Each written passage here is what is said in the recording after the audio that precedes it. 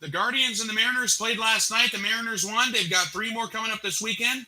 The Atlanta Braves and the St. Louis Cardinals have a very important 3-game set. The wild card races are heating up. We have 2 division battles in Major League Baseball that are going to have everybody talking.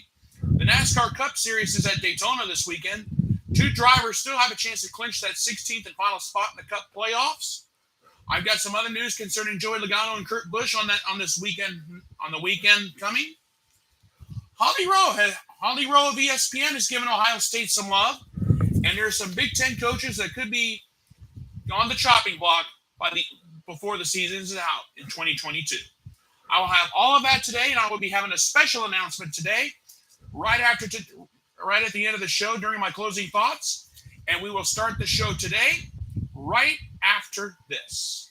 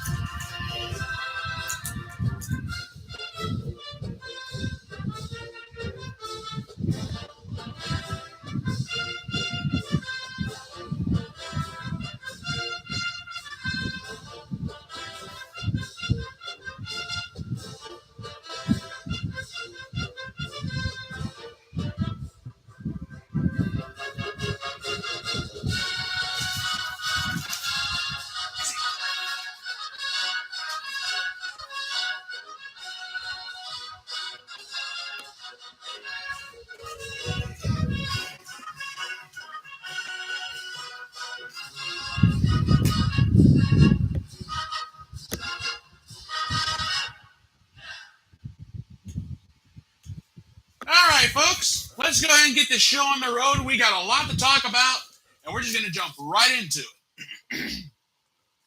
The Cleveland Guardians and the Seattle Mariners have 3 more games in this 4-game set.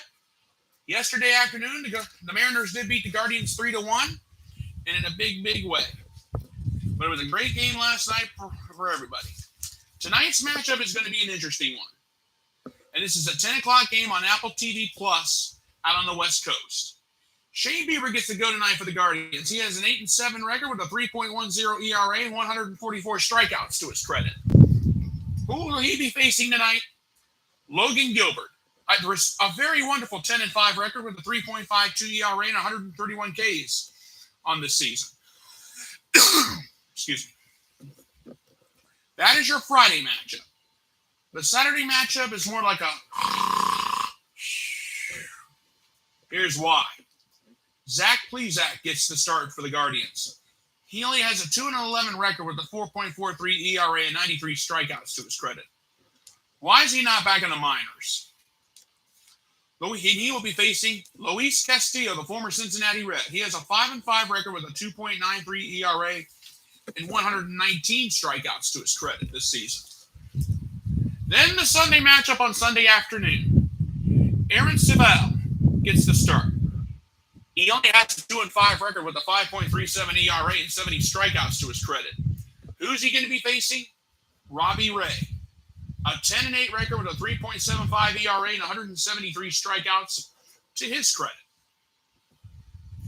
Those are the remaining 3 pitching matchups for this weekend series out on the West Coast for the Guardians.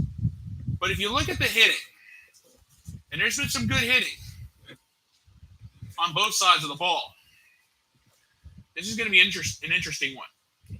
Jose Ramirez. He's hitting .284 with 25 home runs and 104 RBIs. Very nice. But yesterday against the Mariners, he couldn't do much of anything. 0 for 3, but he did have an RBI, a walk, and a strikeout. Andres Gimenez. This guy's hitting .306. It didn't look like it yesterday, though. 0 and 4, and that's all he had to show for it. That was Thursday. Now we hit the West Coast tonight on this Friday night. And that is all there is to it. Now it's on the other side of the ball for the Seattle Mariners. Eugenio Suarez. He's got 23 home runs, 71 RBIs. He's hitting .227. Yesterday, he was a little bit of a lackluster. Over 3 with a walk and a strikeout. Ty France, the hottest bat right now for the Mariners. He's hitting 277 with an OBP of 346. But yesterday, he was 0 for 1. And that was it. And in yesterday's ball game, Marco Gonzalez got the win. He pitched 6 solid innings, gave up 4 hits, walked 1, gave up an earned run, struck out 4. He has a 9-12 record with a 3.12 ERA. And Andres Munoz got the save. He pitched an inning in the third, struck out 3. This guy's got a 2.47 ERA, for crying out loud. The remaining 3 games of this series are very important. The Guardians have a 4-game lead over the Minnesota Twins in the Red Hot in the American League Central. The Seattle Mariners are fighting for their playoff lives right now. They got the 3 spot in the wild card race. That's the last place you want to be if you're trying to get in. Because remember, the top 3 in the wild card get a playoff spot. We're going in, and September is almost around the corner, people. This is the final weekend of August. And normally what happens in August doesn't always stay in August. Sometimes it can drag with you into September. The regular season's we only got about a little over a month to go before we hit the postseason. If the Guardians can take 3 out of 4 and even get a split, and hopefully the Twins have trouble, that's going to be interesting to see how that goes. All right. That's the Guardians and the Mariners. But I have another huge series I want to talk about. The Atlanta Braves and the St. Louis Cardinals. A huge weekend tonight and a huge ball game. We got a very important 3-game set between these 2 teams. Excuse me. A very important 3-game set between these 2 ball clubs starting tonight. For the Atlanta Braves on this Friday night, the Braves are going to be sending Spencer Strider to the mound. He has a 7-4 record with a 2.95 ERA and 151 strikeouts to his credit. And who will the Cardinals be sending to the mound tonight? Jose Quintana. Okay, he has a 4-5 record, but he does have a respectable 3.45 ERA and 105 strikeouts to his credit. That's your tail of the tape in the pitching matchups tonight. Then on Saturday, and this isn't an important one, the Braves will be sending Charlie Morton to the mound. He has a 6-5 record with a 3.99 ERA, an ERA of almost 4. But he does have 164 strikeouts to his credit. The Cardinals on Saturday will be sending Jordan Montgomery to the mound. A 7-3 record with a 3.08 ERA and 121 strikeouts to his credit. This guy, Jordan Montgomery, has been remarkable. He has been the answered prayer that the Cardinals have been looking for in the pitching department because, with Wainwright and Flaherty having their struggles, he may have came on at the right time. The Cardinals needed the pitching, and they got it. Here's what I mean. Since Montgomery was traded from the Yankees to the Cardinals, Montgomery has gone 4-0, given up 1 earned run, walked 3, struck out 24, and he has a 0.35 ERA. I wish in a way Montgomery was starting tonight, but it is what it is. But Charlie Morton, Jordan Montgomery on Saturday, that's going to be worth the price of admission. Then on Sunday, and this is the Sunday night game on ESPN, Jake Odorizzi goes to the mound for the Braves. He has a 5-5 record with a 3.95 ERA, 61 strikeouts to his credit. He will be facing Adam Wainwright. Now, Wainwright's had an up and down season. He has a 9-9 record, but he does have a 3.11 ERA and 126 strikeouts to his credit. This series, when it comes to pitching, I have to give us just a slight edge because of Quintana and Wainwright. I have to give the edge to the Cardinals because of the Jordan Montgomery factor. Now that's the pitching. But what about the hitting? Austin Riley for the Braves. This guy's hitting 284, 31 home runs, 82 RBIs. Dansby Swanson. This guy's dangerous too. He's hitting 291 with an OBP of 345. Matt Olson. This guy's hitting 250 with 27 home runs, 87 RBIs on the season. He's a very dangerous individual too. Those three can make the difference for the Braves in this weekend series. But the Cardinals have 2 300 hitters. Here's what I'm talking about. Paul Goldschmidt, old Goldie himself. Boy, am I glad he left the Diamondbacks and came to St. Louis. 33 home runs, 105 RBIs on the season. Goldschmidt, he's hitting 339 with an OBP of 420. For crying out loud. Nolan Arenado, he's hitting 300. Remember the 2 300 hitters I mentioned a second ago?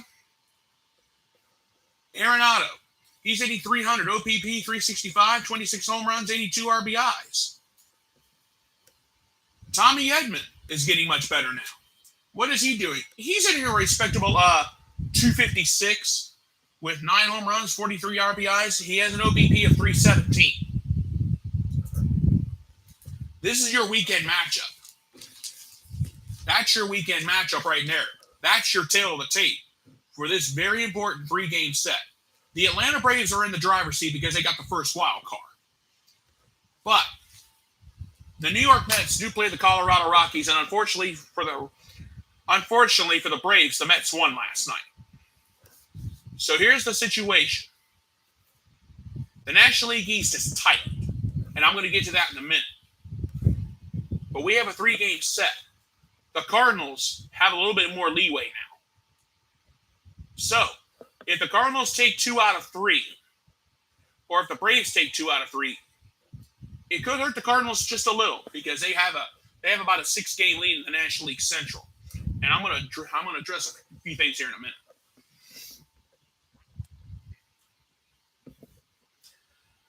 This 3-game set that starts at Busch Stadium tonight, it's going to be very interesting. And remember, this game is on the MLB Network. And I hope I get to see it, and I'm cheering the Cardinals on to victory. I don't like the Brewers. I prefer St. Louis myself. Bottom line. Now, I just said a second ago the National League East race was tight. The New York Mets have a 2-game lead in the NL East. Last night, Jacob deGrom pitched 9, struck out 9 against Colorado as the Rocky Bats went stone cold. They weren't singing Rocky Mountain High, Colorado. They were singing New York, New York by Frank Sinatra.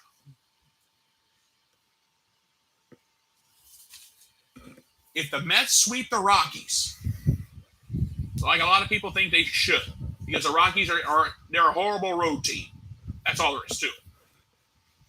And if the Cardinals take 2 out of 3 from the Braves, how much will that help? They'll pick up another game. They'll be back to a 3-game lead.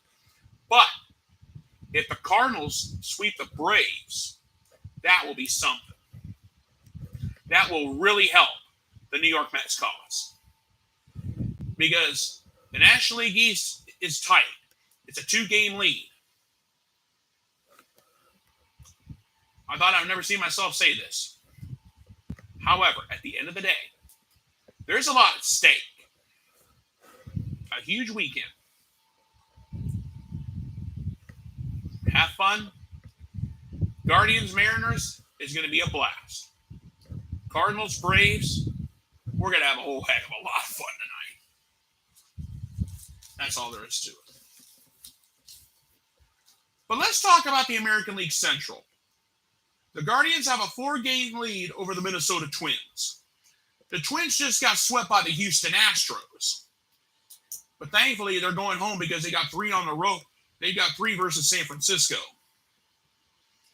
And last night, the Guardians lost to the Mariners, like I've said earlier. But they got a quick 2-gamer against the Padres, and they swept both games. which that was a help. Could it come down to the final month of the season to see who wins the American League Central? We don't know. There's still a lot at stake. And in the wild card race, the Twins are on the outside looking in. We'll have to wait and see. We're kind of in a holding pattern because everything is so close in the American League. Even the wild card race. And I'm going to go ahead and just jump right into that. But as you know, the Rays and the Blue Jays hold the top two spots with 1.5 for the Rays and a half and just a 0.5 for the Blue Jays. Now, the Tampa Bay Rays have 3 on the road against the Boston Red Sox. The Toronto Blue Jays, they have 3 at home against the LA Angels. And the Seattle Mariners, they got 3 more against Cleveland. Who holds the 4th spot right now? And who's the team on the outside looking in as far as the wild card race? Can you believe the Baltimore Orioles are playing much better ball now? They're 2.5 games back of that 3rd wild card. But, and this is the big but, they got 3 on the road against the Houston Astros, the hottest team in the American League. Here's the deal. If somebody would have told me at the beginning of the season the Baltimore Orioles would be in playoff contention, I would have said no way. I had them finishing at the bottom of the American League East. I had them like, not another season of Baltimore Orioles baseball. They'll probably lose 100 games. However, at the end of the day, the Orioles are in it. 2.5 back, mind you, but they still have a shot. We have a little over a month to go in the season. We'll wait and see what happens. But in the National League wild card, the Braves a +10, the Phillies a +2.5. Those teams are pretty much, unless barring some oddball miracle, they're still in it. Now the Braves, they got the 3-gamer on the road against the Cardinals. I talked about that already. The Philadelphia Phillies swept the Cincinnati Reds, and I'm sure Cincinnati was happy to leave the city of brotherly love. But now, the Phillies have 3 at home against the Pittsburgh Pirates. That 3rd wild card spot by the San Diego Padres, they just got swept in a quick 2-gamer against the Guardians. They got 3 on the road against Kansas City. And those are your 3 wild card teams. And there is one team on the outside looking in. The Milwaukee Brewers are a 1.5 games back of that 3rd wild card spot. And they got 3 at home against the Chicago Cubs. If there's any good news there, that's your good news.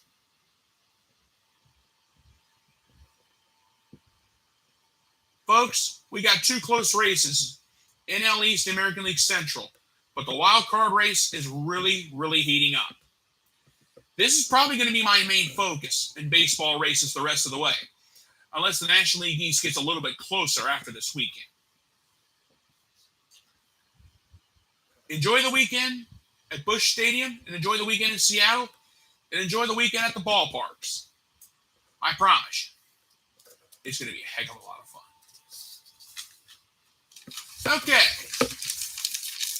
we are done with the baseball talk for today. Let's talk about some NASCAR.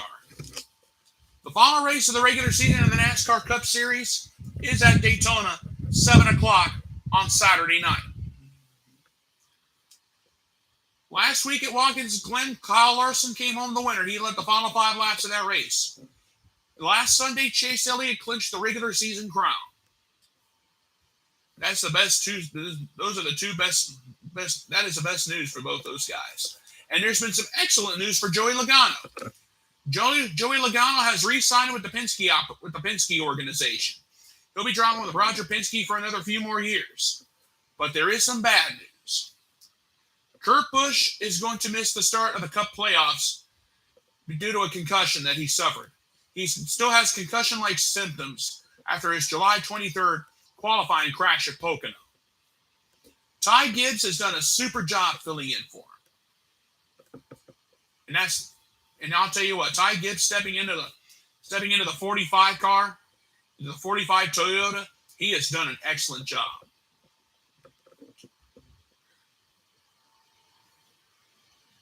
But we need to talk about the battle for the 16th and final playoff spot.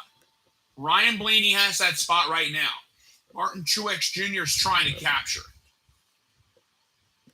So basically, it's maybe a case of whoever finishes the highest will get that 16th spot. But something else to remember, too, going into the weekend. We've had 15 different winners this season. 15 drivers have already clinched. The 16th and final spot is the only spot that is still open.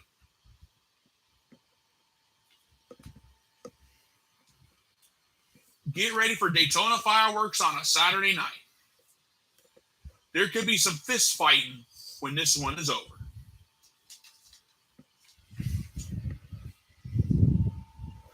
The truth is this. The battle for the cup, the battle to find who gets that final playoff spot on a Saturday night. We'll have more fireworks on the 4th of July. You'll have more fireworks that scare some of the animals, some of the cats around here where I live. And I'll be thinking, if I get out of this one without going gray, it would be a blessing and a half. Cup Series at Daytona this coming Saturday night. Enjoy the race. Ryan Blaney, Martin Truex Jr., you better invest in a lifetime supply of Pepto-Bismol or Alka-Seltzer to get you through this week. And that's all I have to say. Okay. We're going to go in a different direction here for a few minutes. I saw something the other day that I want to share with you guys. Now, you guys know about ESPN being in bed with the SEC. However, there is one holdout. Holly Rowe of ESPN has actually said something nice about Ohio State. She has said that the Ohio State offense is the best in all of college football. She has said that Ohio State will win it all because of their offense. C.J. Stroud is back. A new wide receiver core is back. There's been some major changes on defense. All the defensive coordinators, except for one, were showing the door at the end of last year. We have a new defense and a whole new attitude at Ohio State. Ohio State is number 2 in the country. A lot of people are saying we like being the underdog. Well, you can't fly under the radar when you're the number 2 team in the country. I'm sorry. You just can't. But for Holly Rowe to come out and say that Ohio State is probably going to win it all, that is something. And I'm also, the other day too, CBS Sports analyst Danny Cannell. And yes, this is the same Danny Cannell that was quarterback at Florida State in the ACC. He said this. He said the Ohio State offense is one of the best in the country. And for him to come out and say that, that takes a lot. Because you got to remember, Cannell was at Florida State in the ACC. A lot of people are starting to turn around to Ohio State. A lot of our people are saying this right now. So we'll have to wait and see what happens because you know Ohio State's going to have a tough schedule. The Buckeyes open the season with a top 5 matchup against Notre Dame Saturday night, September 3rd. Then on September 17th, we got Wisconsin at the shoe. How good will the Badgers be? And you already know about the matchup against the team up north. This year, Harbaugh's going to come to our house, and Ohio State's getting revenge. And I hope and pray somebody uses Harbaugh for a tackling dummy. And everybody at Ohio State will be rejoicing. I'm sure there's some Ohio State viewers right now that would say, we're going to start rejoicing for what you said about Harbaugh. Because Harbaugh's an idiot. He's a whiny little sissy girl who needs to be put in this place. Last year, Harbaugh got his win over us, and he was acting like, oh, yay, he was acting like they just won the national championship. He was rubbing it in our faces. We don't forgive or forget here at Ohio State. Bottom line.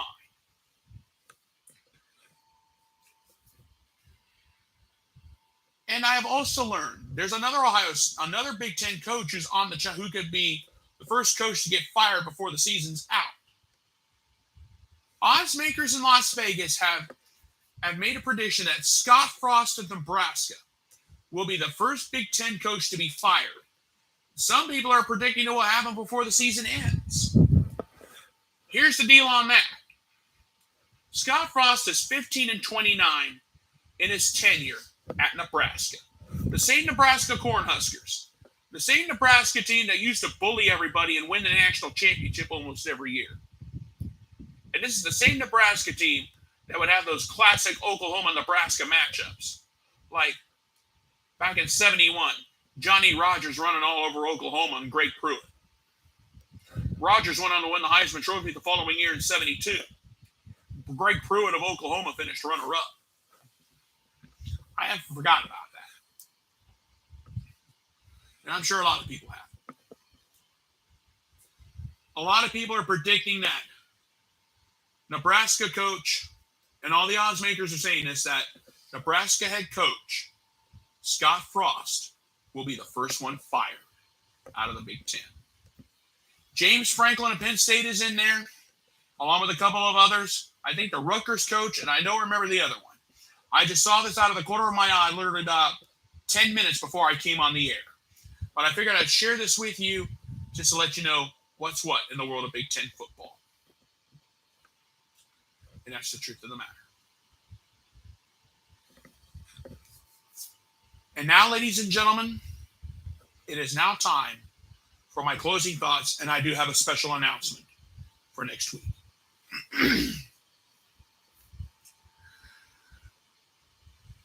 The college football season is upon us. The college football season starts tomorrow. Northwestern plays Nebraska out in Dublin, Ireland. The Illini opens the season against Indiana. Wait, take that back. The Illinois Fighting Illini opens their season. And then the Illini have a battle against Indiana the following week. Tomorrow's games are kind of like just kind of like a side dish. The main meat and potatoes won't be until the 1st of September, the 1st, 2nd, and 3rd of the beginning of September. Ohio State, Notre Dame, top 5 matchup. Georgia, Oregon, a top 10 matchup. Not a bad way to open up the first weekend, the first real battle and the first real true weekend in college football. Which leads me to this announcement. Next Friday, I will not be doing a YouTube show. Next Friday, I will be doing a Facebook special Thursday night at 11:30 p.m. Eastern Time as we get ready for the 2022 college football season. Now, if anything major league happens this weekend, I'll be here to talk about it. However, 3 big games the first weekend of September. I've decided to do a college football special to talk about it. Ohio State, Notre Dame, Georgia, Oregon, Arkansas against Cincinnati. Those are your 3 ranked matchups to open the first weekend in college football, baby. This calls for a Facebook special to open the season. And we're going to have so much fun, and I promise you, things are going to go terrific. Now, I know the season starts tomorrow. The real start of the college football season is tomorrow, but we're still going to have a whole heck of a lot of fun. But I'm waiting till the following weekend because 3 huge matchups. This calls for a Facebook special. And I'll go on my Facebook page and I will be making an announcement about that. And that's the truth of the matter. And that's the bottom line. Okay, folks, I'm going to go ahead and get on out of here. But before I go, I opened the show with Hang On Sloopy by the Ohio State University Marching Band. But guess what? In honor of my sister, I have decided to close the show with the Ohio University Marching 110, where we're going to have so much fun. It's called Stand Up and Cheer by the Ohio University Marching 110.